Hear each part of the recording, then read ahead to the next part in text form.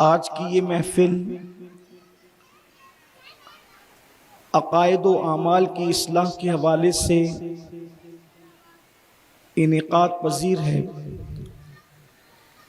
آیہ کریمہ کی جو تلاوت کی گئی ہے، اللہ تبارک و تعالیٰ اس کے متعلق مجھے حق کہنے اور آپ سب کو حق سن کر اس پر عمل کرنے اور اسے عام کرنے کی توفیق عطا فرمائے۔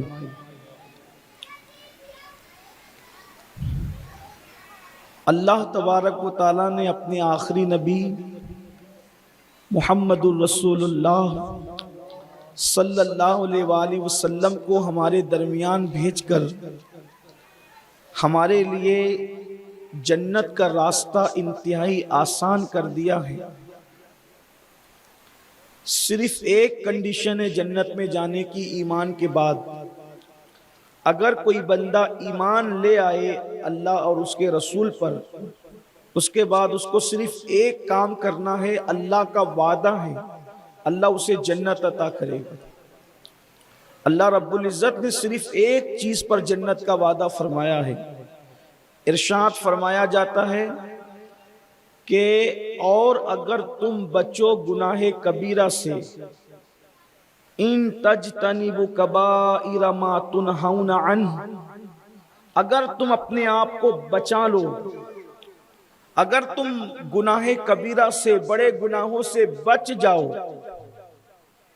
تو پھر ارشاد فرمایا جاتا ہے وَنُكَفِّرْ عَنْكُمْ سَيِّئَاتِكُمْ، اگر تم بڑے گناہوں سے بچو گے تو بڑے گناہوں کے علاوہ جو دوسرے گناہ ہیں اللہ یوں ہی معاف کر دے گا۔ اس لیے کہ چھوٹے گناہوں سے بچنا اے انسانوں تمہارے لیے آسان نہیں ہے۔ جو چھوٹے چھوٹے گناہ ہیں وہ تم کرتے رہتے ہو، تم سے وہ سرزد ہوتے رہتے ہیں۔ تم نے کرنا اتنا ہے کہ بڑے گناہوں سے اپنے آپ کو بچا لو، جو گناہ کبیرہ ہے ان گناہوں سے اپنے آپ کو بچا لو۔ اللہ اس کے علاوہ کے جو دوسرے گناہ ہیں وہ خود بخود یوں ہی معاف فرما دے گا، اور اس کے بعد پھر جب بڑے گناہ سے بچو گے تو چھوٹے گناہ معاف ہو جائیں گے، اور پھر وعدہ کیا جاتا ہے وَنُدْخِلْكُمْ مُدْخَلًا کَرِیمًا، اور ہم تمہیں عزت کے ٹھکانے میں داخل فرمائیں گے، یعنی ہم تمہیں جنت میں داخل فرما دیں گے۔ بڑے گناہوں سے، کبیرہ گناہوں سے، یعنی جن کو اللہ تبارک و تعالیٰ نے حرام کیا ہے، قرآن میں، حدیث میں، اپنے محبوب کے ذریعے سے جس کی حرمت کا اعلان کروایا اللہ پاک نے، ان گناہوں سے اپنے آپ کو بچانا ہے۔ اگر ان سے بچو گے اللہ رب العزت دوسرے گناہوں کو یوں معاف فرما دے گا، اور اللہ تبارک و تعالیٰ تمہیں عزت کا ٹھکانہ، اللہ نے عزت کا ٹھکانہ فرمایا وَنُدْخِلْكُمْ مُدْخَلًا کَرِیمًا، عزت کا ٹھکانہ۔ جنت سے بڑھ کر کے عزت کا ٹھکانہ کیا ہو سکتا ہے؟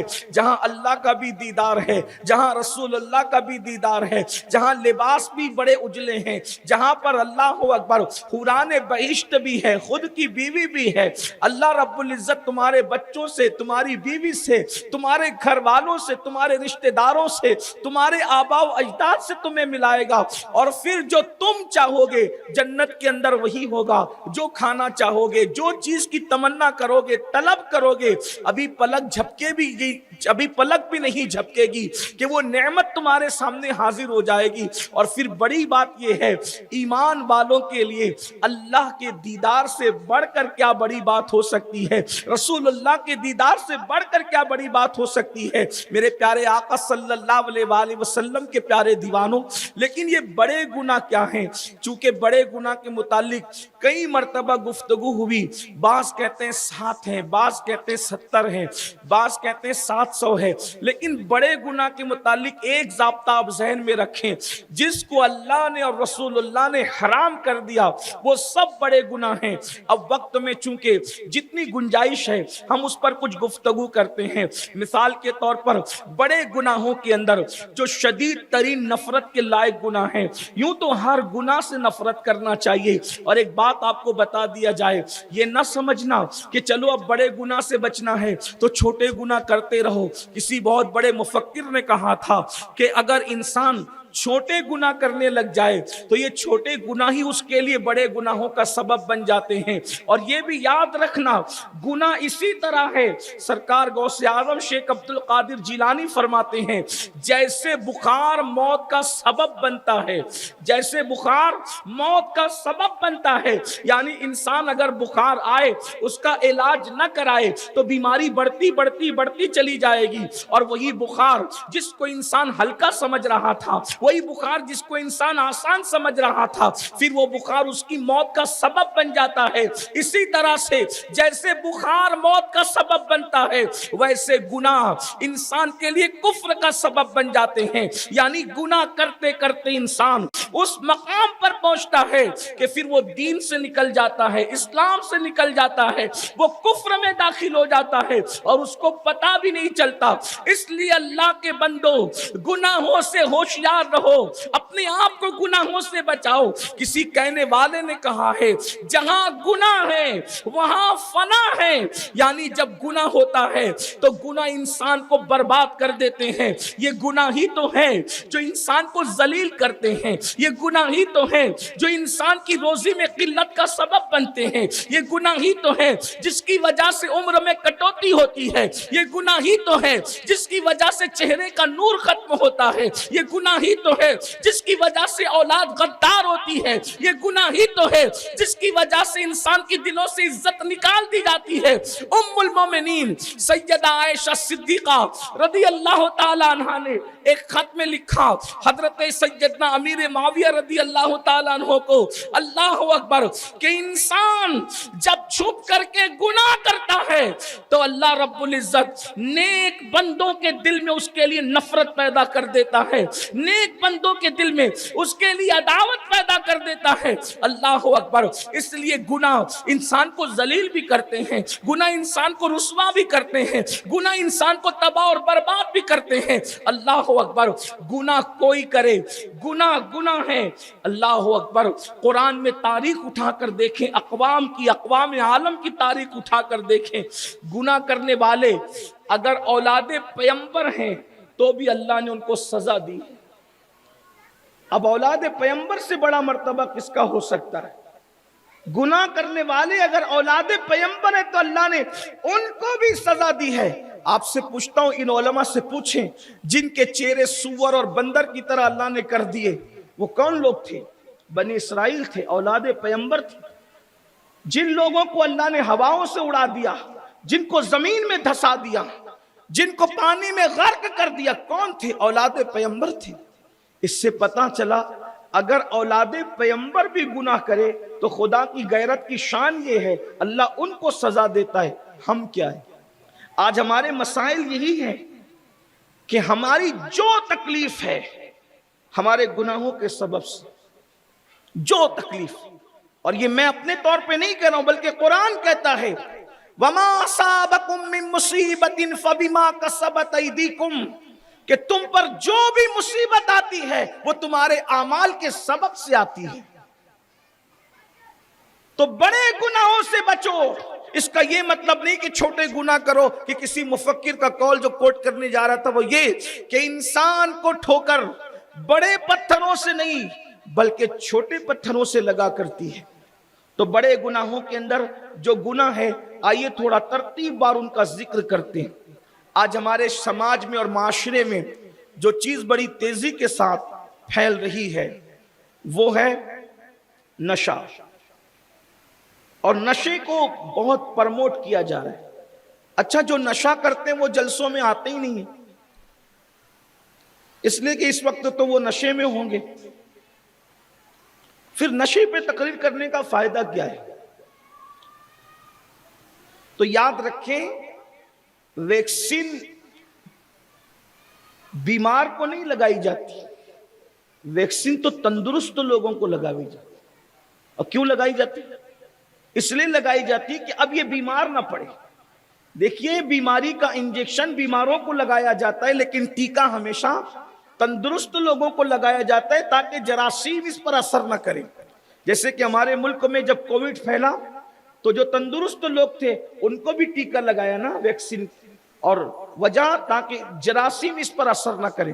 تو یہ حدیث کا ویکسین، یہ قرآن کا ویکسین، یہ خشیت ربانی کا یہ عظیم تر طاقت اور قوت والا اللہ رب العزت کا فرمان اس لیے پیش کیا جاتا ہے تاکہ معاشرے کے گناہوں کے جراثیم ہمارے اوپر اثر نہ کرے، اور جب کوئی ہمیں نشے کی طرف لے جانے کی کوشش کرے تو اس وقت ہم اپنے دامن کو بچا سکیں. نشہ ہمارے مسلم معاشرے میں پرموٹ کیا جا رہا ہے سازش کے تحت. اس پر بڑی تفصیلی گفتگو ہو گئی، میں کوئی تفصیلی گفتگو نہیں کروں گا، صرف اشارے دوں گا. ویسے وقت اتنا نہیں ہے کہ کوئی کسی بھی عنوان پہ تفصیلی گفتگو ہو سکے. آپ سے صرف 2-3 باتیں کرنی ہے، اور خواتین کو آج بہت توجہ سے گفتگو سننا ہے، آپ سب کو بھی سننا ہے، اس لیے کہ اگر آپ معاشرے کو بدلنا چاہتے ہیں تو آپ کو خود دین کا سپاہی بننا پڑے گا. آپ کو خود یہ نہیں کہ علماء تقریر کر کے چلے گئے اپنی ذمہ داری ختم ہو گئی، نہیں. اس لیے کہ ہمارے سماج کو گھن کی طرح چاٹا جا رہا ہے. مسلم معاشرے کو کتنے چیلنجز ہیں اور کس قدر مسلم معاشرے کو کتنے محاذ پر مقابلے ہیں، اور ہم ہیں کہ بالکل خواب خرگوش میں سوئے ہوئے ہیں. ہمیں احساس ہی نہیں کہ ہمارے سماج کے ساتھ کیا ہو رہا ہے، معاشرے کے ساتھ کیا ہو رہا ہے، ہماری آنے والی نسلوں کو تباہ اور برباد کرنے کے لیے منصوبے کیا ہے. اہل سنت کے امام نے 1 صدی پہلے لوگوں کو بیدار کیا، ہر اعتبار سے، تمام چیلنجز کے اعتبار سے. سونا جنگل، رات اندھیری، چائے بدلی کالی ہے، سونے والوں جاگتے رہیو، چوروں کی رکھوالی ہے. اللہ کے بندو ہوشیار رہو، بیدار رہو. یہ جو اپنے معاشرے کو تباہ اور برباد کرنے کی کوشش ہو رہی ہے، اس میں ہمیں بہت بڑا رول پلے کرنا ہے، بہت بڑی کوشش کرنا ہے، کاوش کرنا ہے. اور ہماری کوششوں سے اگر معاشرے میں تبدیلی آتی ہے، بدلاؤ آتا ہے، تو اللہ کے رسول صلی اللہ علیہ وآلہ وسلم نے ارشاد فرمایا، اے علی، اگر تیری وجہ سے ایک بندہ بھی سنور گیا تو یہ پوری کائنات کی دولت ملنے سے تیرے لیے بہتر ہے. ایک بندے کو سنوار دینا اتنا قیمتی ہے. اس لیے اپنے سینے میں درد مند دل رکھو. یہ نہیں کہ کسی کا بیٹا نشہ کر رہا ہو تو ہم سوچیں کہ یہ میرا بیٹا تو نہیں ہے. یاد رکھنا، اگر ایک گھر میں آگ لگی ہے پڑوسی کے گھر میں اور ہم اس کو بجھانے کی کوشش نہ کریں تو آگ کو نظر نہیں ہوتی، آگ نگاہ نہیں رکھتی، آگ کسی کی دوست نہیں ہوتی، آگ کسی کی دشمن نہیں ہوتی. اس کی فطرت میں جلانا ہے. اگر پڑوسی کا گھر جل رہا یہ سوچا کہ میرے گھر میں تو آگ نہیں لگی، پڑوسی کا گھر جل رہا ہے نہیں بجھایا، تو یہ آگ کل تمہارے گھروں میں بھی لگے گی. دوسروں کے بچوں کو بچیوں کو بگڑتا دیکھ کر آنکھ بند کرنے والے سخت دل لوگوں، اگر آج تم نے ان بچوں کو سنوارنے کی کوشش نہیں کی، ان پہ ایکشن نہیں لیا، ان کو سدھارنے کے لیے کاوش نہیں کی، تو ایک نہ ایک دن تمہارے بچے بھی اس ذلت کا شکار ہوں گے، اس گناہ کا شکار ہوں گے، اس برائی کا شکار ہوں گے.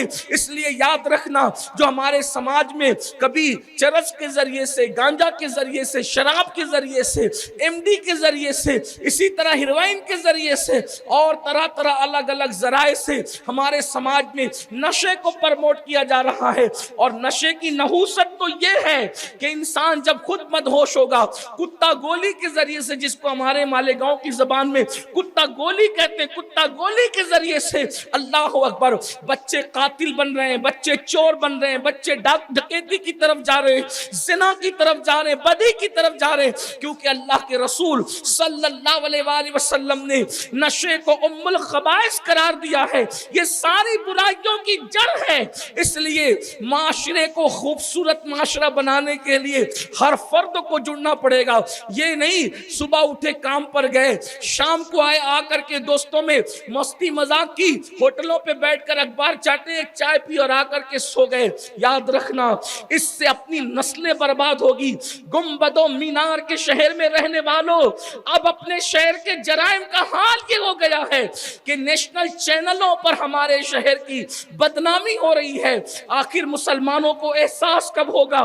کب مسلمان احساس کرے گا؟ سوچو تو صحیح، اجمیر شریف میں چوری کا معاملہ ہو، مالیگاؤں کا نام آ رہا ہے، اللہ اکبر، فلموں میں پٹھان ڈھاکہ بازی کا معاملہ ہو، مالیگاؤں کا نام آ رہا ہے، اس طریقے سے اور بھی چیزیں آپ دیکھیں۔ یاد رکھیے لوگوں کو بھی پتا ہے کہ شہر کے سب لوگ ایسے نہیں ہوتے، لیکن وہ شہر جس میں سینکڑوں مساجد ہے، گنبد و مینار سے یہ شہر چمکتا دمکتا ہے، یہاں کا رمضان المبارک اور شہروں سے منفرد ہے، یہاں کا جمعہ مبارک اور شہروں سے منفرد ہے، یہاں کی شب برات، یہاں کی شب قدر اور لوگوں سے منفرد ہے۔ لیکن یاد رکھیے اب جو حالات بدل رہے ہیں اور نوجوان بے دینی کی طرف جا رہے ہیں، اس میں ہر بندے کو کوشش کرنا ہے۔ اچھا کوشش کیا کرنا ہے؟ میں یہ بھی نہیں کہتا کہ آپ سب کی فکر کرو، آپ بس اتنا کر لو ہر بندہ اپنے گھر میں محنت کرے، بس ہر بندے کو اتنی ذمہ داری اللہ کی طرف سے ہے، یا ایھا الذین آمنوا قوا انفسکم واہلیکم نارا، اے ایمان والو اپنے آپ کو بھی اور اپنی اولاد کو جہنم کی آگ سے بچا لو۔ اپنے گھر میں بس اسلامی ماحول بناؤ، اپنے بچوں کی فکری تقدس کا خیال کرو، اپنے بچوں کی دینی تعلیم کا خیال کرو، اپنے بچوں کی دنیاوی تعلیم کا خیال کرو، اپنے بچوں کو دسترخوان پہ لے کے بیٹھے، انہیں کھانے سے لے کر لباس تک، لباس سے لے کے غسل تک اور دین تک، مذہب تک، مسلک تک، یہ سب چیزیں منتقل کرنا اپنی ذمہ داری ہے۔ بچے صرف پیدا کرنا ہماری ذمہ داری نہیں، ہم گائے بھینس نہیں ہے، ہم پرندے نہیں ہیں، ہم جانور نہیں ہیں، ہم انسان ہیں۔ ہمیں بچوں کی پیدائش صرف مقصود نہیں ہے، بلکہ بچوں کی پیدائش کے بعد بڑی ذمہ داری ہے، ان کو کھلانے سے زیادہ کی فکر، کھلانے کی جتنی فکر ہے اس سے زیادہ فکر ان کی تربیت کی ہونی چاہیے، کیونکہ رزق کا ذمہ اللہ نے اپنے کرم پہ لیا ہے، تربیت کا ذمہ اللہ نے اپنے کرم پہ نہیں لیا ہے، وہ تو ماں باپ ہی کو کرنا پڑے گا۔ یاد رکھنا یہ کتنی بڑی عبرت کی بات ہے، اگر نوح علیہ السلام کا بیٹا بگڑے ہوئے لوگوں کی صحبت میں رہتا ہے تو نبی کا بیٹا بھی بگڑ جاتا ہے۔ اب آپ مجھے بتائیں بچہ کس کے ساتھ رہ رہا ہے، بیٹی کس کے ساتھ اٹھتی ہے بیٹھتی ہے، اسکول جاتا ہے نہیں جاتا، مدرسہ جاتا ہے نہیں جاتا، نماز پڑھتا ہے نہیں پڑھتا، ہم اپنے بچوں سے کبھی نہیں پوچھتے۔ تو یہ اچانک اس طریقے سے انقلاب نہیں آئے گا، ماں باپ کو سنور کر کے اپنے گھر میں، صرف اپنے گھر میں علماء محنت کر رہے ہیں، کاوشیں کر رہے ہیں، کوششیں کر رہے ہیں، سب کی اپنی اپنی کوششیں ہیں، ہم اپنے گھر کا ماحول اسلامی ماحول بنائیں۔ اچھا اسلامی ماحول کیا؟ جس معاشرے میں گناہ نہ ہو، جس معاشرے میں حسد نہ ہو، جس معاشرے میں بغض نہ ہو، جس معاشرے میں کینہ نہ ہو، جس معاشرے میں ناپاکی نہ ہو، جس معاشرے میں گندگی نہ ہو، جس معاشرے میں بے حیائی نہ ہو، جس معاشرے میں ظلم نہ ہو، جس معاشرے میں عدل ہو، انصاف ہو، نماز کی پابندی ہو، تقوی ہو، پرہیزگاری ہو۔ بچے گالی سنے تو گالی سن کر کے ان کے چہرے کا رنگ اتر جانا چاہیے کہ یہ کون سی چیز آج ہم نے سن لی کسی کی زبان سے، کبھی ہم نے یہ چیز سنی ہی نہیں تھی، یہ کیفیت ہونی چاہیے۔ اور یہ ماحول آپ کو بنانا ہوگا، بہنوں کو بنانا ہوگا۔ بہت سی مثالیں دی جا سکتی ہے، بابا فرید کو بابا فرید ان کی امی نے بنایا، قطب الدین کو قطب الدین ان کی امی نے بنایا، غریب نواز کو غریب نواز ان کی امی نے بنایا، گھروں کی تربیت تھی۔ شیخ عبد القادر جیلانی کو غوث اعظم ان کی امی نے بنایا۔ اللہ اکبر، مجھے حیرت ہے کچھ وظائف ایسے ہیں جو سرکار غوث پاک نے آخری دم تک نہیں چھوڑے، اور وہ وظائف کون سے تھے؟ فرماتے یہ وظیفہ میری امی نے مجھے دیا ہے اور میں بچپن سے اس کو کرتا ہوں، اور مجھے جو ملا ہے میری ماں کے دیے ہوئے وظائف کی برکت سے ملا ہے۔ آپ سے میں پوچھنا چاہتا ہوں، یعنی مائیں ورد وظائف دیتی تھی، مائیں اپنے بچوں کو سنوارتی تھی، باپ اپنے بچوں میں انقلاب لاتے تھے۔ بڑی معذرت کے ساتھ آج ہم جانوروں سے بدترین ہو چکے ہیں، اس اعتبار سے کہ جانور بھی تو چند دن اپنے بچوں کو کچھ تربیت دیتے ہیں۔ اللہ اکبر، کوا اڑنے کی تربیت دیتا ہے، مچھلی تیرنے کی تربیت دیتی ہے، مرغی دانہ توڑنے کی تربیت دیتی ہے، عقاب اڑنے کی تربیت دیتا ہے۔ حیرت ہے ہم اپنے بچوں کو کوئی تربیت دینے کے لیے تیار نہیں ہے۔ اللہ اکبر، چھوٹی چھوٹی عمر میں اسکول سے نکال لیا، کام پہ لگا دیا، پچری پہ لگا دیا، تراشن بھرنے لگا دیا۔ سوچو تو صحیح کتنے لوبی بنو گے پیسوں کے، گے, چھوٹے چھوٹے بچوں کے مستقبل سے کب تک کھلواڑ کرو گے؟ یاد رکھنا, کہتے ہو غربت ہے غربت ہے غربت ہے, میں کہتا ہوں غربت کس کے یہاں نہیں تھی. بابا فرید الدین گنج شکر کے والد وصال کر گئے, جوانی میں بیوہ ہو گئی. سرکار فرید الدین گنج شکر کی امی اور چرخہ بھر کر کے اپنے بیٹے کی پرورش کی. آپ سے پوچھنا چاہتا ہوں, پالنا بالغ ہونے تک کم سے کم ماں باپ کی ذمہ داری ہے. ایک بچے کو ڈراپ آؤٹ کرتے ہو اسکول سے, اس کی 3 نسلیں جو ہے وہ بکھر جاتی ہے. ایک جاہل ہوگا, اس کو علم کا کوئی شعور نہیں ہوگا, آگے وہ اپنے بچوں کو نہیں پڑھائے گا, پھر وہ نہیں پڑھائے گا, 3 نسلیں برباد ہوتی ہے. اور ایک بچے کو اگر پڑھا لو 3 نسلیں سنور جاتی ہے. آپ کہتے ہیں پڑھائی مہنگی ہے, میں کہتا ہوں پڑھائی مہنگی ہے لیکن آپ کے پاس مال بھی تو ہے.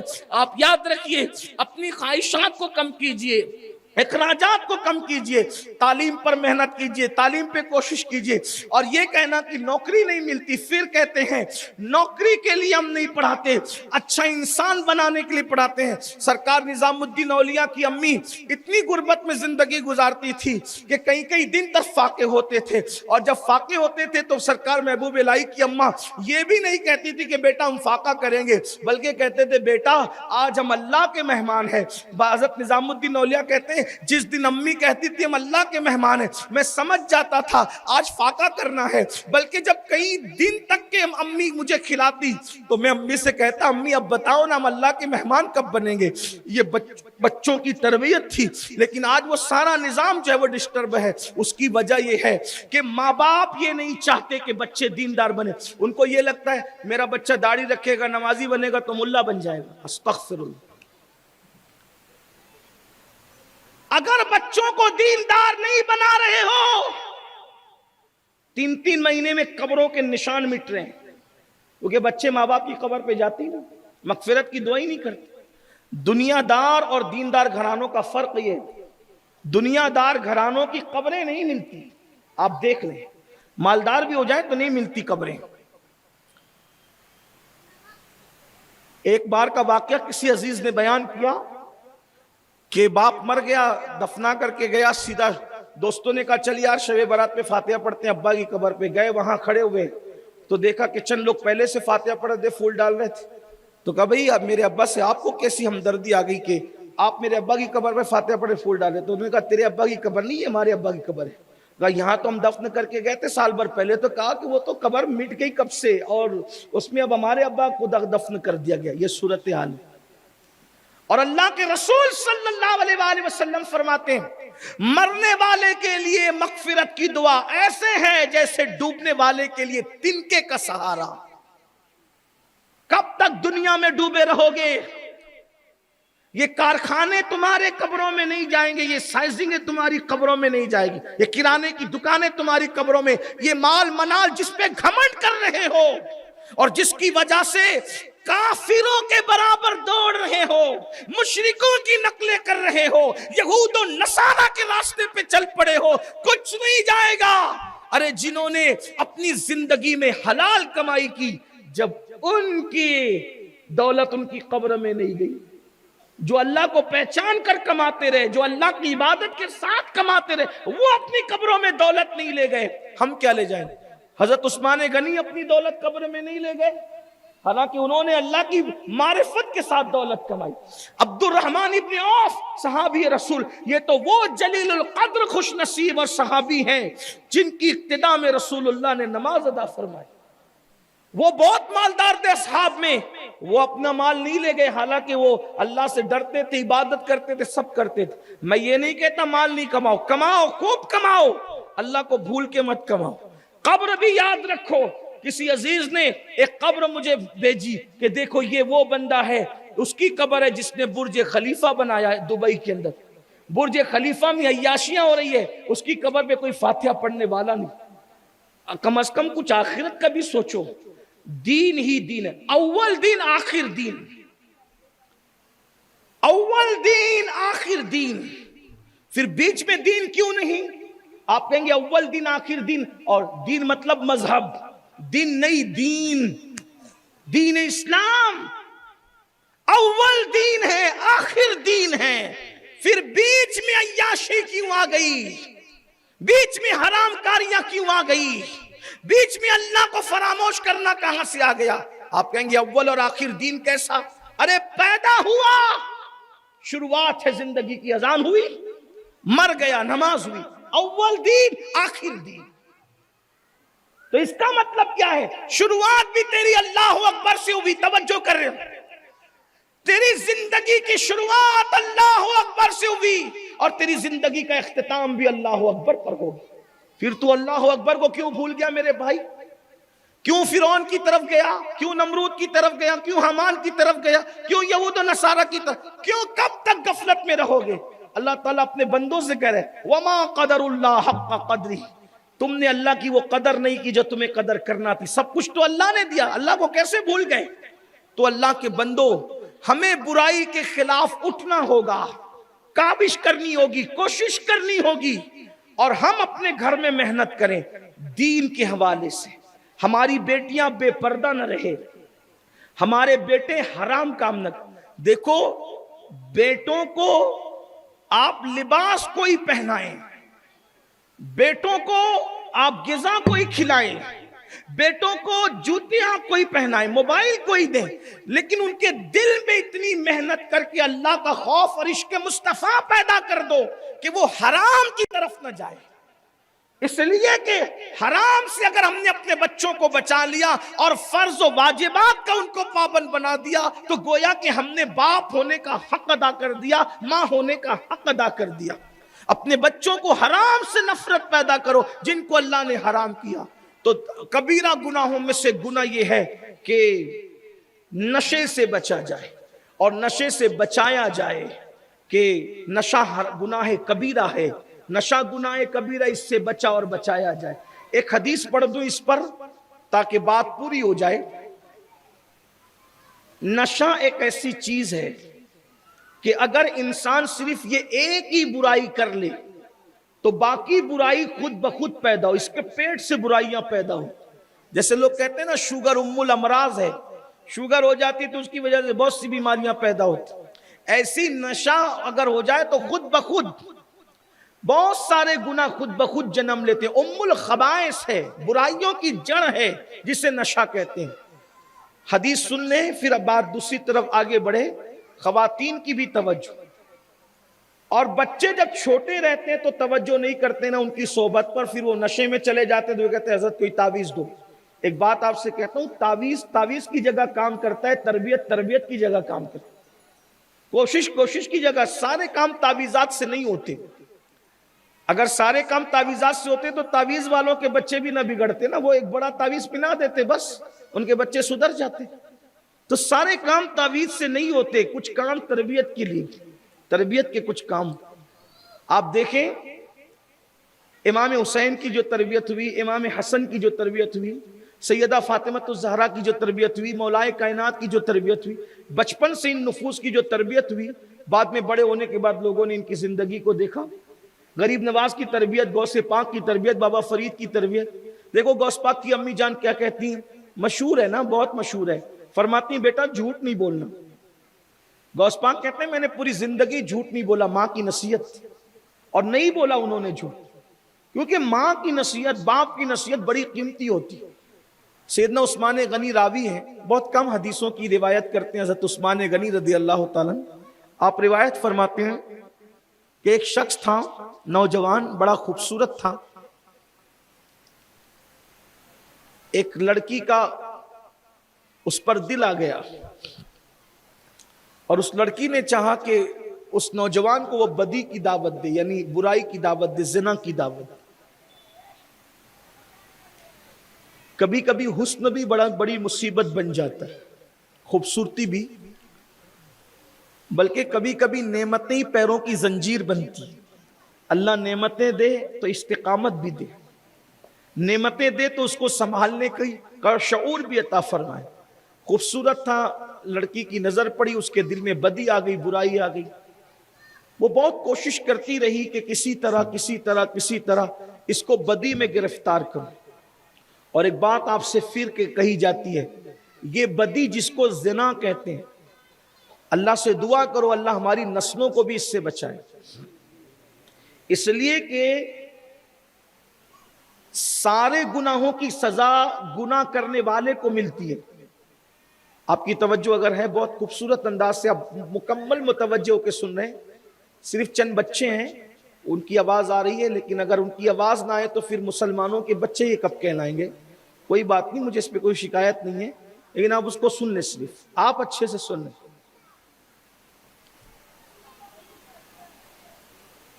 سارے گناہوں کی سزا کرنے والے کو ملتی ہے. صوفیہ فرماتے ہیں دو گناہ ایسے ہیں، دو گناہ جس کی سزا نسلوں کو ملتی ہے، نسلیں برباد ہوتی. کسی کہنے والے نے کہا ہے لمحوں کے گناہوں نے صدیوں کی سزا پائی. کچھ گناہ ایسے ہیں جو 1 منٹ میں ہوتے ہیں، بلکہ 1 سیکنڈ میں ہوتے ہیں، لیکن اس کی سزا نسلوں کو ملتی ہے، نسلیں برباد ہوتی ہیں. جس میں صوفیہ نے 2 گناہوں کو بہت ہائی لائٹ کیا. نمبر 1 زنا، کہ زنا اگر کرنے والا کر لے اور توبہ کر کے سدھر نہ جائے تو اس کی نسلیں اس کا بھگتان بھگتتی ہے، برباد ہوتے ہیں لوگ. مغل خاندان آج بھیک مانگنے پہ مجبور نہ ہوتا. آپ دیکھیں مغلوں کی تاریخ پڑھیں، جنہوں نے صدیوں حکومت کی، زوال آیا. آج ان کی اولاد کا حال دیکھو، خلجیوں کی اولاد کا حال دیکھو، سلجوقیوں کی اولاد کا حال دیکھو. اور جس کا زنا جتنا زیادہ بدترین طور پر تھا، اللہ نے اس کی نسلوں کو اتنی بدترین سزا کا مزہ چکھایا.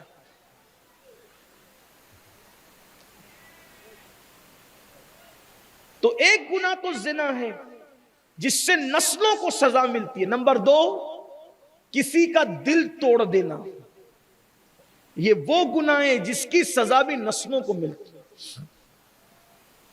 نسلوں کو ملتی ہے. حضرت شاہ برکت اللہ عشقی پیمی رحمت اللہ علیہ کا دل کسی نے توڑ دیا تو آپ نے فرمایا کہ جاؤ تم سب جوان ہی مرو. تو جوانی میں ہی پھر وہ مرتے رہے اور برباد ہوتے. کوئی ان میں بوڑھا نہیں ہوا، جوانی میں مرتے. سیدنا مخدوم اشرف جہانگیر سمنانی کا کسی نے دل توڑا اور فرمایا اللہ تمہاری نسل میں کبھی عالم پیدا نہ کرے. کوئی عالم ان کی نسل میں ہوا ہی نہیں.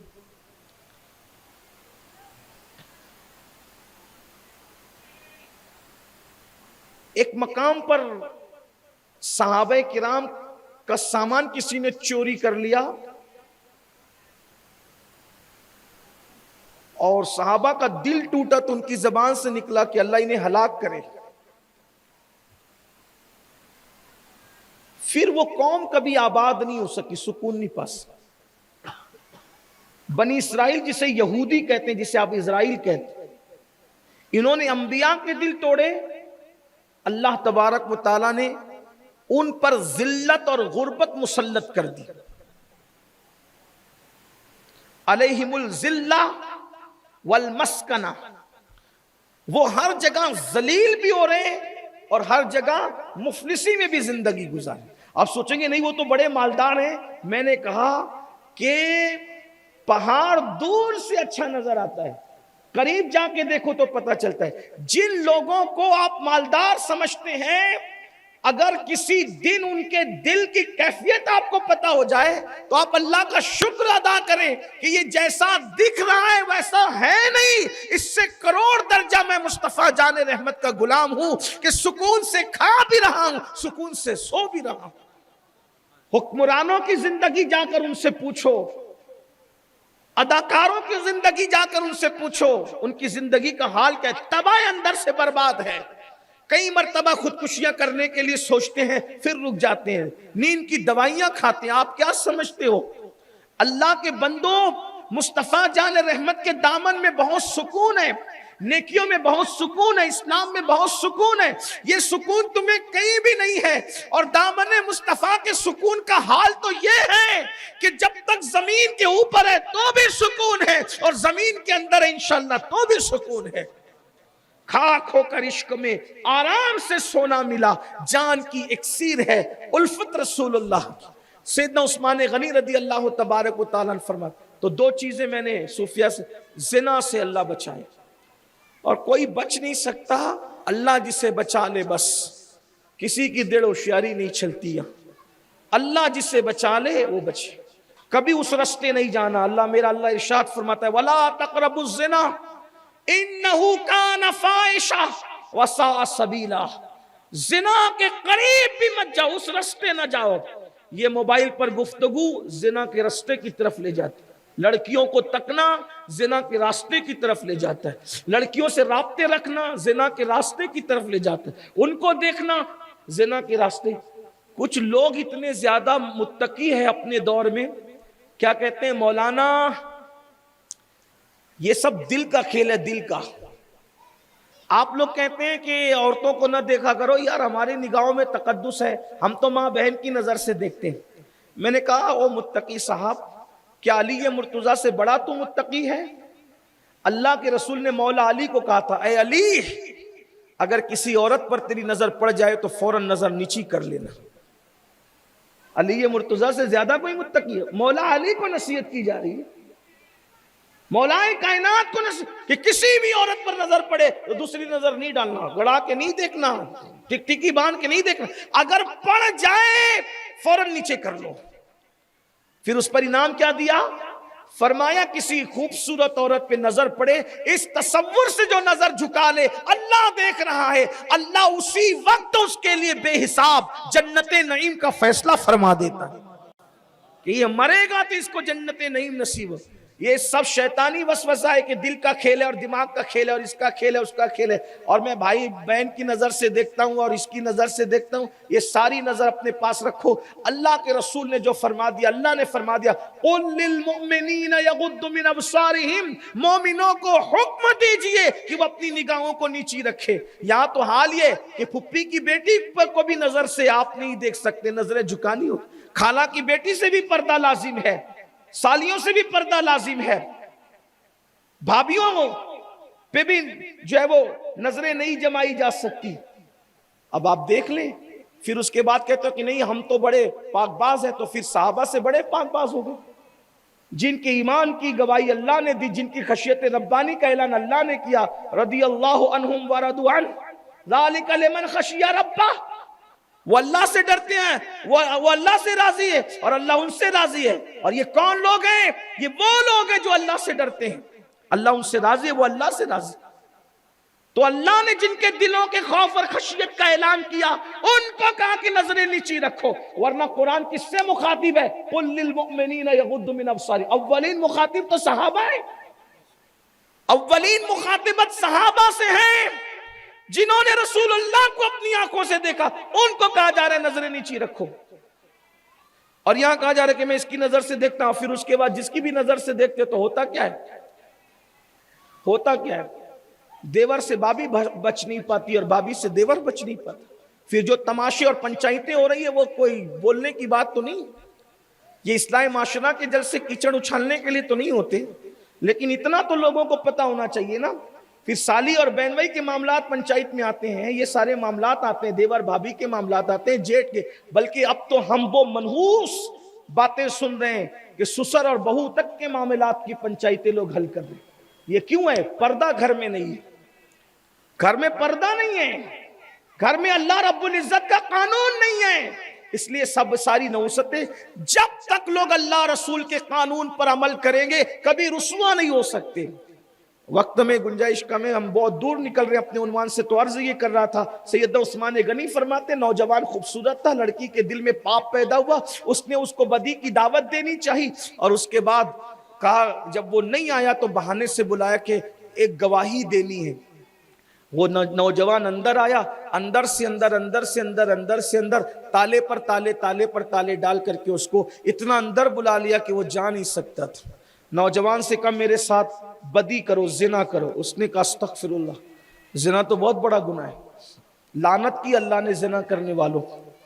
زنا کرنے والا اگر 7 سمندر کے پانی سے بھی نہا لے تو اس کا دل پاک نہیں ہو سکتا کبھی, اس کے دل کو طہارت نصیب نہیں. 7 سمندر کا پانی بھی اس کا دل پاک نہیں کر سکتا.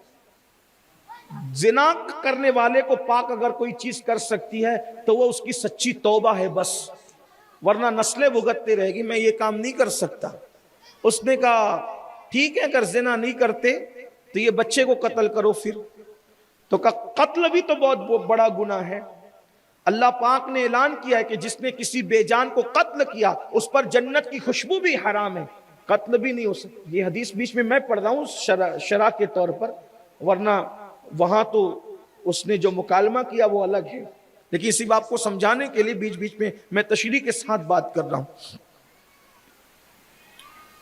کہ زنا نہیں کرتے، نہیں کریں گے. قتل نہیں کرتے، کہ نہیں کریں گے. کہ پھر کہ اچھا ٹھیک ہے، جب قتل بھی نہیں کرتے، زنا بھی نہیں کرتے، یہ شراب کا پیالہ پڑا ہے، شراب پی لو. اس کو ایسا لگا یہ آسان ہے، ایک کٹورا شراب ہی تو پینی ہے، اور اس نے پی لیا. ایک کٹورا کیا پیا، پھر دوسرا کٹورا، پھر تیسرا کٹورا، پیتا ہی گیا، اور نشے میں بدمست ہوا تو عقل ختم ہو گئی. جب نشہ چڑھا تو پھر بچے کو قتل بھی کیا اور زنا بھی.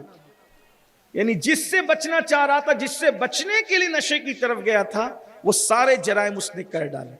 تو یہ ام الخبائث ہے نشہ، اس لیے اس پہ کنٹرول کرنا ذمہ داری اپنی ہے. سماج کے بااثر لوگوں سے کہتا ہوں کہ محلے کے اندر کچھ لوگ اپنا بڑا پن نبھائیں، کچھ نوجوان اٹھیں. یہ جو ادارے اور کلبے بناتے ہو نا، یہ سیریل دیکھنے کے لیے نہیں ہے. کلب بنا کر کلبوں کے اندر کیرم کھیلنے کے لیے نہیں ہے، پڈاری گیری کرنے کے لیے، پٹیل گیری کرنے کے لیے نہیں ہے. یہ ادارے کلبے، یہ ادارے کلبے اس لیے ہیں تاکہ سماج میں اگر برائی پھیل رہی ہو تو نوجوان اٹھ کر کھڑے ہوں، اس کے خلاف اسٹینڈ لیں کہ نہیں ہونے دیں گے برائی. اگر چند ادارے مضبوط کھڑے ہو گئے نا برائی کے خلاف، دیکھو معاشرے سے برائی ختم ہوگی. نوجوانوں کو اٹھنا پڑے گا، اور ہر مقام پر برائی کے خلاف جب جوان اٹھا ہے، اس لیے کہ جب جوان برائی کے خلاف اٹھے گا تو پھر گناہ کون کرے گا، برائی کون کرے گا. اور اللہ کے رسول علیہ السلام ارشاد فرماتے، حدیث پاک کا مفہوم ہے، نوجوانوں کی قدر کرو. ہمارے مذہب میں جوانوں کی بڑی عزت ہے. فرمایا نوجوانوں کی قدر کرو، کیونکہ جب میں نے نبوت کا اعلان کیا تو بوڑھوں نے میری دعوت کو رد کر دیا اور جوانوں نے میری دعوت کو قبول کیا. پہلی دعوت رسول اللہ کی قبول کرنے والے جوان تھے. مولا علی جوانی کی طرف جا رہے تھے، صدیق اکبر جوان تھے، فاروق اعظم جوان تھے، عثمان غنی جوان تھے، بلال حبشی جوان تھے، طلحہ جوان تھے، زبیر جوان تھے. یہ سب جوان تھے، تبھی تو حضور کے پردہ فرمانے کے بعد نصف صدی تک یہ امت کی رہنمائی کرتے رہے. تو جوانوں کی قدر اور جوانوں کو صحیح طور پر رہنمائی ہو کہ قلبوں کا مقصد، اداروں کا مقصد برائی کا خاتمہ ہے. یہ نوجوان اگر سن رہے اداروں کے تو میری گزارش ان سے ہے، اپنے مقصد ہے بہت بڑا. تو گناہ کبیرہ کا میں نے 3-4 گناہوں کا ذکر کر دیا، اس میں سے اب اینڈ پر 2 گناہ کا ذکر اور کر کے بات پوری کر لوں. دوسرا اور گناہوں میں ایک گناہ سود، بیاج جس کو کہتے ہیں، یہ بھی بہت بڑھتا جا رہا ہے. ایک دور تھا کہ لوگ سود اور بیاج سے ایسی نفرت کرتے تھے کہ اگر پتہ چل جاتا تھا کہ اس کا سود کا دھندا ہے یا یہ سود لیتا ہے دیتا ہے تو لوگ اس کے ہاں شادی کی دعوت بھی نہیں کھاتے تھے. ابھی تو اتنی غفلت ہے کہ سب چلتا ہے، بلکہ بڑی معذرت کے ساتھ دنیا دار تو دنیا دار ہے، دینداروں کو بھی سب چلتا ہے. یہ کون سی دینداری ہے؟ کپڑوں میں تو دینداری نہیں ہے، ٹوپی اور اماموں کے پیج میں تو دینداری نہیں ہے. اصل دینداری تو التقوی ہاں ہونا. اللہ کے رسول نے وہ تقوی یہاں. اور ایک بات میں میری گزارش ہے آپ سے، حلال کو لازم پکڑو. اگر آپ صرف حلال کو لازم پکڑو تو آپ کی زندگی خود بخود تبدیل ہوگی. ہمارے اسلاف نے حلال پہ بڑی محنت کی. آج حلال و حرام سب ملیاں میٹ، سب خلط ملت ہے. آدمی صرف چاہتا ہے کہ میرے ارمان پورے ہو، میری خواہشات پوری ہو، میری عیاشیاں ہو، میرے بچوں کو ہر نعمت ہو، تاکہ لوگ کہیں کہ یار یہ بچوں کو کیا جو ہے وہ آرام دیتا ہے اور کیا یہ خواہشات پوری کرتا ہے. یہ دنیا کی جھوٹی تعریف ہے. لوگوں کی تعریف کی زبانیں موسم بدلنے سے پہلے بدلتی ہیں. لوگوں کی زبانوں کا کوئی اعتبار نہیں ہے. بڑوں کے زبان کے حوالے سے ہم نے زبانیں بدلتی دیکھی. اسی چھوٹی سی عمر میں ہم نے دیکھا کہ منبروں پر دیکھا کہ جو کسی بزرگ کی بہت تعریف کی پھر بعد میں وہی بدل گئے، پلٹ گئے، منقبتیں لکھی پلٹ گئے، تعریفیں کی پلٹ گئے، زبانیں یوں بدلتی. دنیا کی زبان کا کیا حال، لوگوں کا کیا حال، جھوٹی تعریف کے لیے، جھوٹی تعریف اور توصیف کے لیے. اللہ کو ناراض نہ کرو، کسی کی تعریف کچھ کام نہیں آنے والی. اگر اللہ ناراض ہے پوری دنیا تمہاری تعریف کر رہی ہے، عذاب سے کوئی نہیں بچا سکتا. سیدنا صدیق اکبر رضی اللہ تبارک و تعالیٰ کا ایک غلام آپ کو کچھ لا کے دیتا ہے، غالباً دودھ تھا، آپ نے اس کو پی لیا پوچھے بغیر. اب پینے کے بعد خیال ہے کہ یار مجھے پوچھنا تو چاہیے تھا. آج کل کوئی کو نہیں پوچھتا بھائی کھانے پینے کے بارے میں. اتنے جو وہ پٹو لوگ ہیں لوگ کہ کھانے پینے کی چیز جاؤ تو بس ادھر جو ہے وہ آدمی حلال حرام دیکھتا ہی نہیں. ہاں اگر آپ کو نہیں معلوم ہے تو الگ بات ہے، لیکن لوگ پلاؤ اور بریانی پر ایمان کا سودا کر رہے ہیں، ایک دو پلیٹ، یہ حال ہے. حرام حلال نہیں دیکھ رہے. استغفر. میں تو کہتا ہوں اگر حرام کی کمائی سے لوگ تمہیں شیرنی لا کر دینا غوث پاک کے فاتحہ کی، اس کو بھی دریا میں ڈال مت کھاؤ، کوئی ضرورت نہیں، وہ تبرک ہے ہی نہیں. میں اپنی ذمہ داری پہ کہہ رہا ہوں یہ بات. اگر سود اور حرام کھلے حرام کاروبار سے کوئی 11ویں کی نیاز کرے، 6ٹھی کی نہیں جانے کی کوئی ضرورت نہیں. تبرک صرف پاک، اللہ بھی پاک قبول کرتا ہے، ولی اللہ بھی پاک قبول کرتے ہیں. یہ ناپاک کی کوئی ضرورت نہیں. ہم جو فکر رضا کے پابند ہیں، ہمارے امام اہل سنت نے لکھا حرام کاروبار سے نیک کام کرنا ایسے ہی ہے جیسے ناپاک کپڑے کو پیشاب سے دھونا. میرے پاس دلیل ہے، میں کوئی اپنی اٹکل سے باتیں نہیں کرتا ہوں. تو ناپاک کپڑا اگر پیشاب سے دھلو گے تو کیا ہوگا؟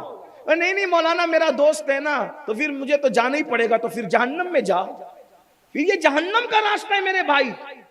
اللہ سے بڑا ہمارا کوئی دوست نہیں ہے، اور اللہ کے قانون سے ہم زیادہ کسی کے پابند نہیں ہے. میں کہتا ہوں سیدنا فاروق اعظم کے بارے میں آقا نے ارشاد فرمایا، عمر نے حق کو اختیار کیا تو حق کی وجہ سے، حق بات کی وجہ سے کوئی عمر کا دوست تو نہیں بن سکا، مگر اللہ نے انعام یہ دیا کہ اللہ نے عمر کو اپنا دوست بنا لیا حق کہنے کی وجہ سے.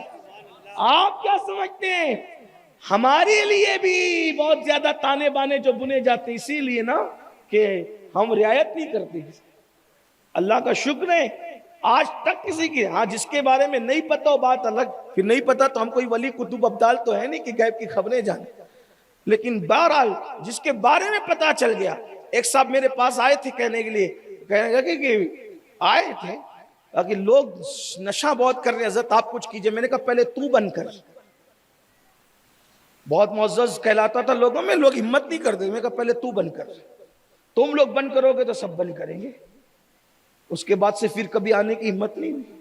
تو میرے عزیز جب تک حق نہیں بولو گے نا جرأت پیدا. وجہ کیوں؟ وجہ حق آدمی کب بولتا ہے پتہ ہے؟ جب اس کو دو باتوں کا یقین ہو جاتا ہے کہ جو رات میری گھر میں لکھی ہے وہ گھر میں ہی ہوگی، اور جو رات میری قبر میں لکھی ہے وہ قبر ہی میں ہوگی. اللہ نے جو رات گھر میں لکھی ہے وہ قبر میں نہیں گزر سکتی، اور جو قبر میں لکھی ہے وہ گھر میں نہیں گزر سکتی. یہ یقین ہونا چاہیے. اور نمبر 2، میرا رزاق صرف اللہ ہے، مخلوق میں میرا کوئی رزاق نہیں ہے. رزق اور موت صرف اللہ کے دست قدرت میں ہے. بس جس دن تم یہ سوچ لو گے جرأت پیدا ہوگی. کیا حال ہے، پلاؤ اور بریانی پہ شادی اور ولیمہ میں ایمان کا سودا کر رہے ہو، حرام سے سود لیا جا رہا ہے، دیا جا رہا ہے، پھر بھی جا کے کھاتے ہو. 4 لوگ اگر شادی کا بائیکاٹ کر دیں کوئی دوبارہ ہمت نہیں کرے گا شادی میں سود لینے کی. لیکن بائیکاٹ کرنے کا اتنا انسان کو ظرف تو چاہیے. لوگ کیا کہیں گے اور یہ کیا کہیں گے اور وہ کیا کہیں گے. یہ کب سوچا اللہ کیا کہے گا؟ کبھی سوچا اللہ کیا کہے گا؟ اللہ کا کیا فیصلہ ہوگا؟ رسول اللہ کا کیا فیصلہ ہوگا؟ اور اب سود معاشرے میں اتنا جڑ پکڑ گیا کہ اسلام دشمن طاقتیں، اب مرد تو مرد ہے، ہماری گھر کی عورتوں کو سود میں مبتلا کرنے لگی.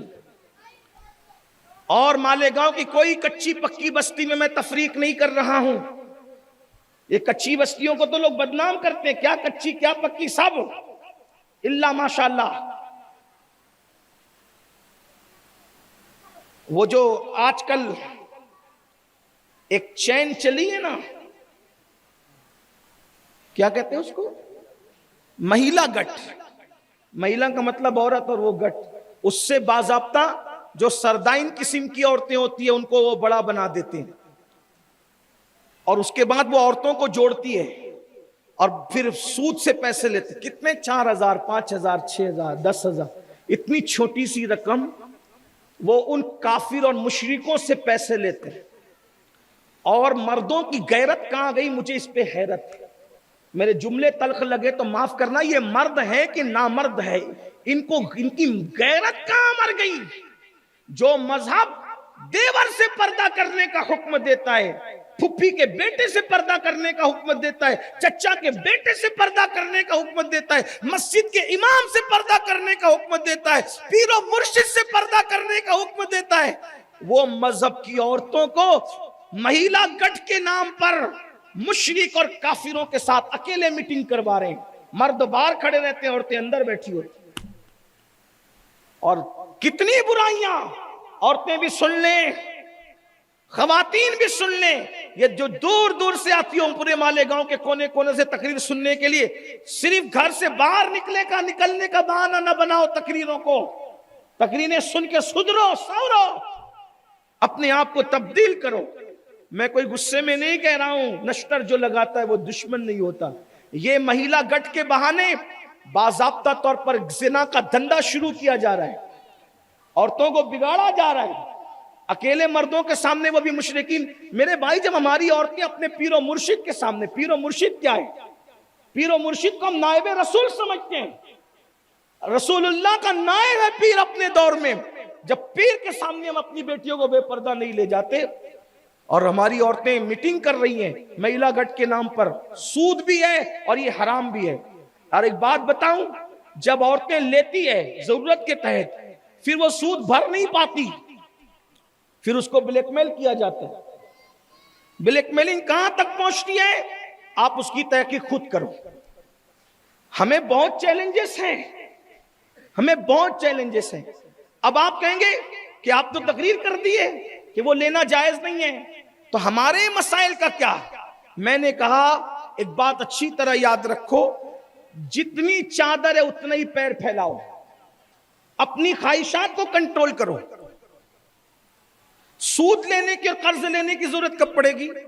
آپ کو یہ بتاؤں، بابا فرید الدین گنج شکر، یہ بابا فرید وہ ہیں، یار یہ ہستی کا نام آتا ہے تو میرے دل میں گدگدی ہوتی۔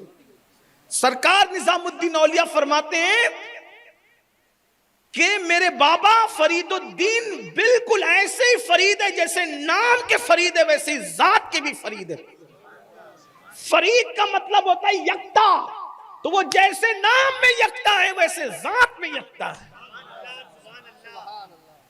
میں تو لوگوں سے دعائیں کرواتا ہوں، میں نے جتنی بارگاہوں کی حاضری کی تمنا کی میں سب جگہ پہنچ گیا، 2 بارگاہوں میں اب تک نہیں پہنچ سکا، اور اللہ سے دعا کرتا ہوں اللہ عمر میں اتنی وفا دے دے کہ جب تک میں ان 2 بارگاہوں کی حاضری نہ کروں اس وقت تک مجھے موت نہ۔ ایک تو میرے داتا حجویری کے دربار کی حاضری رہ گئی، اور ایک تو میرے بابا فرید ملت و دین، کیا فرید کی نظر ہے، ایک اٹھی تو نظام الدین محبوب الہی بنا دیا، اور دوسری اٹھی تو صابر کلیر مخدوم علاء الدین علی احمد بنا۔ کیا نظر تھی! یہ بابا فرید الدین جب کسی کو مرید کرتے تھے تو مرید کرنے سے پہلے کئی شرطیں لگاتے تھے، یہ نہیں کرنا یہ نہیں کرنا تو مرید کروں گا۔ اس میں سے ایک شرط یہ بھی تھی کہ کبھی کسی سے قرضہ مت لینا، ہاں یہ بابا فرید کی یہاں شرط تھی۔ آج ہم لوگ شرطیں اس لیے نہیں لگاتے چونکہ آتے جاؤ اور اندر داخل ہوتے جاؤ کی ایک ہوس ہمارے اندر، اللہ والوں کی بات نہیں کر رہا ہوں، ہاں اللہ والوں کی نہیں، مجھ جیسے لوگوں کی، دنیا داروں کی، آتے جاؤ پھنستے جاؤ، آتے کون شرط لگائے گا؟ نماز پڑھ نہیں پڑھ میں ہے نا، روزہ رکھ نہیں رکھ میں ہے نا، حرام کھا نہیں کھا میں ہے نا، ارے تو بھی جائے گا اور وہ بھی جائے گا، ہم تو ڈوبے ہیں صنم تم کو لے۔ اتنی پٹائی ہوگی کہ اوپر سے تجھے لوگ چادر چڑھائیں گے اور اندر سے فرشتے ڈنڈے برسائیں گے۔ کیا دین کا مذاق اڑا رہے ہو؟ کون سے پیر ہو تم؟ سچے پیر میرے سر کے تاج ہیں، اور ان مشائخ کی تو ہم دستبوسی بھی کرتے ہیں اور قدم بوسی بھی کرتے ہیں، اور ان بزرگوں کی قدم بوسی کرنے پہ اگر کسی کو اعتراض ہے تو وہ 2 روٹی گھر جا کے زیادہ کھائے۔ حضرت ابو داؤد کی حدیث ہے کہ صحابہ کرام رسول اللہ کے ہاتھ بھی چومتے تھے اور پیر بھی چومتے تھے، اور ہم اپنے مشائخ کو رسول اللہ کا نائب سمجھتے ہیں، اس لیے ہم جب سچے پیر پا لیتے ہیں تو ہاتھ بھی چومتے اور پیر چوم کر کے اپنے نصیبے کو جگانے کی کوشش کرتے۔ ابو داؤد شریف کی حدیث ہے، صحابہ نے چومے حضور کے ہاتھ، تو ہم تو سچے پیروں کو دیکھتے تو ڈھیر ہو جاتے ہیں، لیکن یہ چٹنگ باز پیر لوگ جو کہتے ہیں نماز نہیں پڑھو تو بھی ہم ہیں، روزہ نہیں رکھو تو بھی ہم ہیں، اتنی پٹائی ہوگی اللہ اکبر، ایسی پڑے گی اوپر سندل چڑھے گا اور نیچے وہ گوزے برسیں گے کہ الامان والحفیظ۔ ہاں اچھی طرح یاد رکھنا، بہت اچھی طرح یاد رکھنا، اور ایسوں کے چکر سے پھنسو، ایسوں کے چکر میں اگر پھنسو تو پھر یاد رکھنا یہاں ان کے چکر میں پھنسو گے وہاں اللہ کے عذاب میں پھنسو گے، اور اگر یہاں ان سے بچو گے انشاءاللہ وہاں اللہ کے عذاب سے بچو۔ سچوں کی تلاش کرو، کونوا مع الصادقین، سچوں کو ڈھونڈو جو تمہیں نماز کی تلقین کرے، جو تمہیں عبادت کی تلقین کرے، جو ارے اللہ والا تو وہی ہے کہ اللہ والے کے قریب ہو کہ اللہ والا بن جائے انسان۔ بات دور نکل گئی، عرض یہ کر رہا تھا کہ بابا فرید الدین گنج شکر یہ شرط لگاتے تھے کسی سے قرض مت لینا۔ میں سوچتا ہوں یا اللہ قرض میں آخر مصیبت کتنی ہوگی کہ بابا فرید، اب آپ فوراً دلیل پیش کریں گے اللہ کے رسول نے بھی تو قرض لیا۔ اللہ کے بندو، حضور علیہ الصلوۃ والتسلیم تو قانون دینے کے لیے آئے تھے نا، حضور قانون دینے کے لیے آئے تھے، لیکن اللہ کے رسول علیہ السلام نے بھی پسند نہیں کیا۔ تو غربت کہیں کم کہیں زیادہ ہر دور میں رہی ہے۔ یہ جو میلا گٹھ ہے اور یہ جو شیطانی چکر ہے، ان سب چیزوں سے بچو۔ اس سے بچنے کا آسان طریقہ اپنی خواہشات کم کرو، اپنے قرض، اپنے جو ہے وہ اخراجات کم کرو، جتنی چادر ہے اتنا ہی پاؤں پھیلاؤ۔ اگر آپ کی حیثیت ہے 5 پہلی بیٹی کی شادی میں کھانا کرنے کا، 5 پہلی کرو بس، 6 کی کوشش مت۔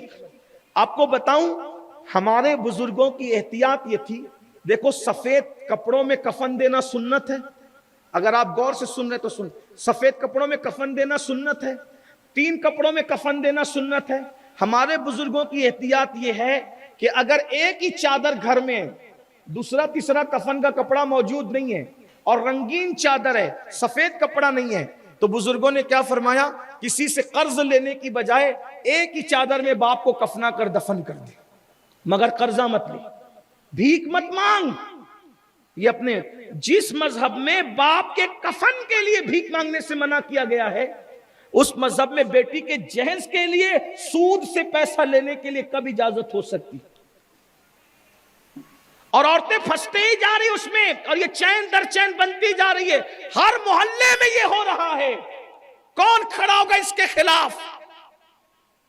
اخراجات کم کرو۔ اور ایک بات یہ، اگر آپ سوچتے ہو کہ میں 5 پہلی کھانا نہیں کروں گا تو لوگ کیا کہیں گے، لوگوں کو آگ لگا، واللہ ورسولہ احق ان یرضوا، اللہ اس کے رسول اس بات کے زیادہ حقدار ہے کہ ان کو راضی کیا جائے۔ کیا وجہ تھی کہ اللہ کے رسول نے پوری کائنات کے مالک ہونے کے بعد پیٹ پہ پتھر باندھے؟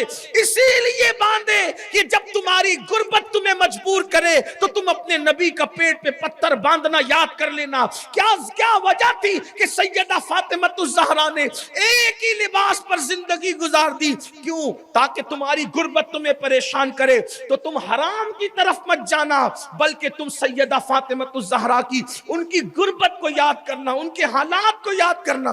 اللہ اکبر! سیدہ فاطمہ الزہرا کا حال تو یہ تھا کہ بیماری کے اندر انار کی تمنا کرتے کرتے، ہائے ہائے ہائے کیا زندگی ہے! بیماری میں انار کی تمنا کرتے کرتے سیدہ پردہ فرما گئی، لیکن انار میسر نہیں آ سکا۔ یہ حال ہے رسول اللہ کے گھر والوں، حضور کے گھر والوں کا یہ حال ہے۔ بلکہ ان کی اگر مولائے کائنات چاہتے، بابا فرید سورہ فاتحہ پڑھ دے پتھر پر تو سونا ہو جائے، مولا علی نہیں بنا سکتے تھے؟ حال یہ تھا کہ بچے بھوک سے سو جاتے ہیں۔ آئیے میں وہ بات آپ کو پیش کروں تو میری بہنوں کی بھی توجہ غربت بری نہیں ہے، اللہ نے نواز دیا شکر کرو، غریب ہو صبر کرو۔ مالدار لوگ غریبوں کا خیال کریں، نہیں کرتے مالدار لوگ غریبوں کا خیال۔ آپ اپنی زندگی قناعت سے گزارو، کوئی ضرورت نہیں ہے کہ دوسروں کو دیکھ کر، دوسروں کے مول کو دیکھ کر اپنی کرانہ دکان کو آگ نہیں لگانا، اپنی آخرت برباد نہیں کرنا، اپنی عزت کو داؤ پہ مت لگانا۔ اور مردوں سے کہتا ہوں کہ جن کی عورتیں مہیلا گٹھ سے جڑ چکی ہے، اگر برتن بیچنا پڑے تو برتن بیچو، زیورات بیچنا پڑے تو زیورات بیچو، ادھر ادھر پلاٹ لے کے رکھے ہو تو وہ بیچو، پہلے اس سے چھٹکارا حاصل کرو۔ کیونکہ اللہ کا اعلان ہے جو سود لیتے دیتے میں اس سے اعلان جنگ کرتا ہوں۔ جب اللہ تم سے اعلان جنگ کر رہا ہے تو تمہارے گھر میں سکون کیسا، اطمینان کیسا، قرار کیسا، آرام کیسا۔ سچی توبہ کرو۔ بہنوں سے ہاتھ جوڑ کے کہتا ہوں، گھر کے برتن بک جائیں گے سود کے چکر میں۔ ہم نے گجرات کے بڑے بڑے مالداروں کو جو میں جانتے پہچانتے لوگ تھے، جب دیکھا کہ بینک سے قرضہ لینے کا مت کرو، چھوٹا دھندا کرو، سود پہ مت جاؤ، چھوٹا کرو، اپنا کرو، پیور کرو، لالچ میں مت پڑو۔ لوگوں نے کہا حضرت یہ وہ ایسا ویسا، کافی ٹھیک ہے جاؤ۔ ہم نے ان سے رشتے بھی روک لیے، پھر جاؤ اپنے کام کرو۔ بڑی بڑی کاروں میں گھومنے والے آج پیدل چلنے پہ مجبور ہے، ان کے بچے مزدوری کرنے پہ مجبور ہے۔ کیوں؟ کیونکہ میرے اللہ کا اعلان سچا ہے، اس کا وعدہ بھی سچا ہے، اس کا اعلان بھی سچا ہے۔ اس نے فرمایا تجارت میں برکت دوں گا، سود کو برباد کر دوں گا۔ سود والوں سے اعلان جنگ کرتا ہوں۔ جہاں جہاں سود کی نحوست آئی، خود اپنے مالیگاؤں میں ایسے ایسے جاننے ماننے والے بچے، محمد علی روڈ، قدوائی روڈ پر، میں نام اس لیے لے رہا ہوں حالانکہ سب نہیں ہے، سب کو شک کی نظر سے نہیں دیکھنا، لیکن جو بھی دھندے چل رہے ہیں زیادہ تر لوگ اب اس میں سود میں مبتلا ہوں۔ بہت سو کی دکانیں بند ہو گئی، بہت سے مالیگاؤں چھوڑ کے جانے پہ مجبور ہو گئے۔ اللہ جس سے اعلان جنگ کرے، کیا چھوٹا کرو، چھوٹا دھندا کرو، خود کا کرو۔ سود کی طرف جس دن جاؤ گے اللہ کا اعلان جنگ ہے۔ سور کھانا بھی حرام ہے، لیکن سور کھانے والے کو اللہ نے جہنمی تو کہا ہے، اس سے اعلان جنگ نہیں کیا، مگر سود کھانے والوں سے اعلان جنگ کیا۔ اللہ جب اعلان ہے تو سور کھانے سے نفرت ہے۔ کس منہ سے سود کھاتے ہو؟ جس منہ سے کلمہ پڑھتے ہو۔ بہنوں سے پوچھتا ہوں، جس منہ سے کلمہ پڑھتی ہو، جس منہ سے اللہ رسول کا نام لیتی ہو، 10-20 ہزار کے لیے مہیلا گٹھ میں جڑ گئی تمہیں سیدہ فاطمہ الزہرا کی زندگی یاد نہیں آئی؟ مولانا غربت ہے غربت ہے، ارے کوئی غربت نہیں۔ تم نے سیدہ فاطمہ الزہرا کی غربت کا اندازہ کہاں لگایا؟ میں تو اس کو غربت نہیں کہتا ادبن، لیکن صرف سمجھانے کے لیے کہہ رہا ہوں۔ ایک دن مولا کائنات گھر میں آئی، سن لو ذرا، آج کسی کے گھر کا وہ حال نہیں، کسی کے گھر جو بھیک مانگتے ہیں نا روڈوں پر، ان کے گھر کا بھی یہ حال نہیں ہے جو مالک کونین کی شہزادی نے تکلیفیں اٹھائی۔ آج تو بھیک منگوں کے یہاں بھی 4-4 6-6 دوپٹے بچیوں کو رہتے ہیں۔ ہاں ان کے پاس بھی اچھے موبائل ہے، وہ بھی 3 ٹائم کھاتے ہیں، لیکن مالک کونین کی شہزادی کس دکھ میں زندگی گزار رہی ہے؟ صرف اس لیے میرا ایمان ہے، اگر میری سیدہ پاک چاہتی تو روزانہ ان کے لیے نیا لباس جنت سے آتا، روزانہ کھانا آتا، لیکن پیٹ میں پتھر اور کس شان تکلیف سے زندگی گزار رہی ہے۔ میری بہنوں، آج جتنی عورتیں جڑی ہیں انہیں آج فیصلہ کرنا ہوگا۔ مہیلا گٹھ سے آج ہم رشتہ توڑ کے اٹھیں گے، اور جو رشتہ توڑنا چاہیں آپ اس کی مدد، اور صرف 10-20 ہزار کا چکر ہے، باقی اور کچھ نہیں، اور وہ بڑھتا ہی جا رہا ہے، بڑھتا ہی جا رہا ہے۔ بلیک میل کی جا رہے ہیں، لڑکیاں بلیک میل کی جا رہی۔ میں مائک پہ سب باتیں نہیں کہہ سکتا کیونکہ میں پابند ہوں، کچھ حیا کی باتیں بھی ہوتی، کچھ شرم کی بھی ہوتی، بچے چھوٹے بڑے سب سن رہے ہیں۔ میرے دل کے درد کو آپ محسوس کریں۔ قوم کی بیٹیوں کی عزت داؤ پہ مت لگاؤ، قوم کی بچیوں کی آبرو داؤ پہ مت لگاؤ۔ اللہ کرے میری آواز جہاں تک پہنچے، اس لعنت کو یہی توڑ دو، اور اگر آج اس کے خلاف اٹھے نہیں تو میدان محشر میں رسول اللہ کو منہ کیا دکھاؤ گے؟ اللہ کو کیا منہ دکھاؤ گے؟ سور سے نفرت کرتے ہو، سود سے کب نفرت کرو؟ سور کھانا بھی حرام ہے، مگر اللہ نے سور کھانے والوں کے ساتھ اعلان جنگ قرآن میں نہیں فرمایا۔ سود کھانے والے اعلان جنگ، اللہ جس سے جنگ کرے اسے کون بچا سکتا ہے؟ اللہ جس سے اعلان جنگ کرے اس کو کون امان دے سکتا ہے؟ اس لیے یہ رشتہ آج فیصلہ، مالیگاؤں کو جو ہے وہ مہیلا گٹ سے پاک کرنا ہوگا. اس کے لیے ہم سب کو کوشش کرنی ہوگی. جس کو برا لگتا ہے منائے. عورتیں، اور چونکہ یہ مشہور ہے کہ میری مائیں اور بہنیں بہت زیادہ میری بات مانتی ہے، ایسا لوگ کہتے ہیں. کئی مردوں نے آ کر کے کہا حضرت ہماری اتنی نہیں سنتے جتنی آپ کی سنتے. میں نے کہا میری بہنیں ہیں، انہیں پیار ہے، محبت ہے، اللہ اس محبت میں اضافہ کرے. میری بہنوں کو اللہ سلامت رکھے. بہت بڑے بڑے مسائل اسی پر حل ہو گئے کہ سب نے کہا نہیں مانا، ہم نے کہہ دیا تو کام ہو گیا. یہ رسول اللہ کی نسبت کی وجہ سے یہ لوگ محبت کرتے. میں ان کے لیے دعا کرتا ہوں اللہ انہیں سلامت رکھے، سیدہ کا صدقہ انہیں عطا کرے، ان کی گود کبھی سیدہ کے صدقے سے خالی نہ ہو. اللہ سیدہ کی آل کا صدقہ ان کی گود میں عطا کرے. بات مانتے اس لیے بہت حق سے کہہ رہا ہوں، آج ہی رشتہ توڑنا ہو، زیور بیچ کے دینا پڑے دے کے چھٹی پاؤ، برتن بیچ کے دینا پڑے، کچھ بھی کرو. اور یہ بھی سلسلہ چڑھ پڑا ہے. اگر پہلے کوئی عورت 100 روپے مانگنے آتی تھی تو پڑوسن 100 روپے دے کے کہتی تھی ٹھیک ہے آپا بھابھی جلدی سے دے دینا، اور وہ دے دیتی. اب ایسا کہ ٹھیک ہے 100 لے کر جاری 110 لا کے دینا. کیا ہے؟ بچوں کو حرام کھلاؤ گی تو تمہارے بچے وفادار. سب کچھ دولت ہی نہیں ہوتی، سب کچھ مال ہی نہیں ہوتا. تو میں بات اب ختم کر دوں اور وہ روایت پڑھ دوں سیدہ پاک کی. کس شان سے زندگی. سیدہ پاک مولائے کائنات جنگ کی مصروفیتوں میں تھے. دیکھو سن لو اس کو دھیان سے توجہ سے. مولا مشکل کشا حسنین پاک کے بابا جنگ کی مصروفیتوں میں تھے. 3 دن کے بعد فرصت ملی، سیدہ کے پاس بیٹھے. پوچھا سیدہ کیا حال ہے، گھر میں کچھ کھانے کے لیے ہے، مجھے بھوک لگی.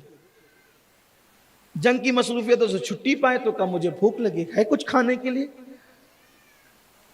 سیدہ نے فرمایا، عرض کیا میرے سرتاج 3 دن ہو گئے نہ میں نے کچھ کھایا ہے اور نہ حسنین کریمین اور نہ زینب اور ام کلثوم نے کچھ کھایا. ہم 5 ایسے ہی ہیں، بھوکے ہیں. تم نے بتایا بھی نہیں. اب دیکھو سیدہ پاک ایک بیوی کا حسن اخلاق شوہر کے ساتھ کیا ہونا چاہیے وہ بیان کر رہی. میرے سرتاج آپ پہلے ہی جنگ کے معاملے میں الجھے ہوئے تھے، میں آپ کو کیسے پریشان کر دیتی. آپ پہلے ہی جنگ کے معاملے میں الجھے تو میں کیسے پریشان کر دیتی، اس لیے میں نے نہیں بتایا. ٹھیک ہے نہیں ملا کھانا تو نہیں ملا. صابر باپ کی صابرہ بیٹی ہے. کیا تربیت کی تھی رسول اللہ نے. پانی پی پی کر گزارا ہو رہا ہے، بچوں کو بیلا پھسلا کے سلا دیتی ہوں. مولا مشکل کشا نے کہا اچھا گھر میں کچھ ہے؟ کہا کچھ بھی نہیں، ہمارے گھر میں کچھ نہیں. جن کے گھر کی خیرات پر کائنات پل رہی ہے ان کے گھر میں کچھ نہیں. آؤ در زہرا پر پھیلائے ہوئے دامن، نسلیں کریموں کی لچپال گھرانہ ہے. ہائے ہائے، جن کا نام لے کر کسی کو کچھ دیا خدا نے اسی میں شفا دیا. یہ نام کی برکت ہے، ذات کا عالم کیا ہے. جہاں نام پڑھ دیا مشکلیں ٹل گئی. اور کیا شان ہے جس کا شوہر مشکل کشا، جس کا بابا مشکل کشا، جس کے بیٹے مشکل کشا، جس کے بیٹے مشکل کشا، پورا خاندان مشکل کشا. سوچے تو صحیح نا یہ کیا خاندان ہے. اور مشکل کشا بن رہے ہیں مشکلوں میں زندگی گزارے تاکہ ہمیں عبرت ملے نا. اللہ والوں کی شان کیا ہے. کچھ نہیں ہے علی آج گھر میں. 3 دن کی بھوکی بچے بھی کو چھوٹے ننھے سے بچے. کون ماں چاہتی ہے لیکن کسی کو خبر نہیں ہے. شوہر کو بھی اطلاع نہیں دی کہ ہم بھوکے ہیں. ننھے بچوں کو سلا رہی. لوگ کہتے ہیں 3 دن امام حسین بھوکے رہے کربلا میں. کیسے رہ گئے؟ میں نے کہا وہ کربلا میں بعد میں رہے، ماں کے حجرے میں اس کی تربیت ہو رہی تھی. اے طاہر لاہوتی، اس رزق سے موت اچھی جس رزق سے آتی ہو پرواز میں کوتاہی. اقبال نے کہا تھا ارے وہ رزق سے موت اچھی ہے جس سے عزت آبرو ایمان خطرے میں پڑتے. چھوڑو ایسی بھوک کو، چھوڑو ایسی غذا کو. 3 دن کے بچپنے میں بچپنا کیا ہوتا ہے. آج بچوں کو آئس کریم نہیں دلاؤ تو وہ سر پہ اٹھا لیتے ہیں پورے معاشرے کو، گھر کو.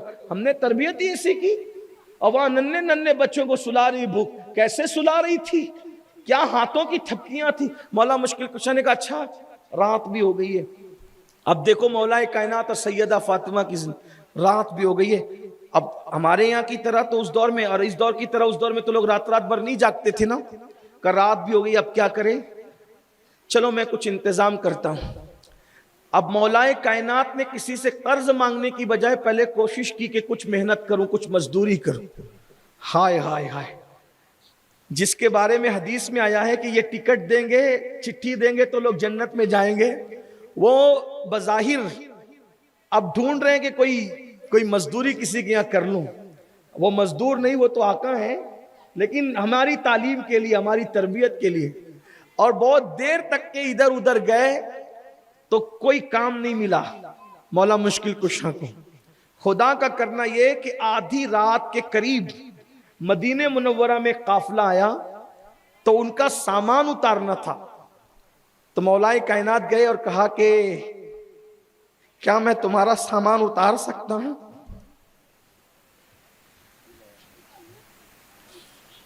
جن کے نام لیوا بنے تو ہاتھ چومے جا رہے، جن کے نام کی مالا جپتے دنیا سر پہ اٹھا رہی، جن کے ذکر نے لوگوں کے دل میں جگہ بنا دی، آسمان کیسا تھرایا ہوگا، زمین کیسی کانپ گئی ہوگی جب کونین کے بادشاہ کا داماد اور چچا زاد آدھی رات کے وقت ایک قافلے سے کہتا ہوگا کہ کوئی دوبارہ سامان اتار دو۔ اور انہوں نے کہا ٹھیک ہے، ہم لوگ مسافر ہیں اے مدنی۔ انہوں نے مولا علی کو پہچانا چونکہ وہ مسافر تھے۔ ہمارا سامان کتنا دو گے؟ اگر میں یہ مزدوری کروں تو کتنا دو گے؟ کہا 2 درہم،